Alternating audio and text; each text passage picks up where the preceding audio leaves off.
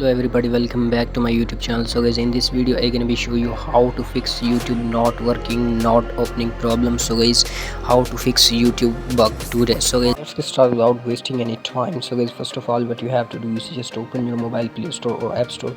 Guys, you know that I give credit with video quality, so please hit the subscribe button and press the bell icon, all never miss an update. So guys, after that you have to search the YouTube. So guys, I search here. So guys, this page is loading now. So guys, please wait 2 seconds. So guys, if you have not updated the YouTube app, then first you have to update it. So guys, simply click the update. So guys, I click here, click the update. So guys, YouTube update process is start. Hey guys, my name is Kevin and you are watching my YouTube channel Amished. So guys, welcome back to my YouTube channel. YouTube app update complete. So guys, after that you have to come back and close all files. So guys, I click here, and after that you have to open your mobile settings. So guys, I open here, open your mobile settings, and after that you have to scroll it down and click the app management. I click here and click the default apps.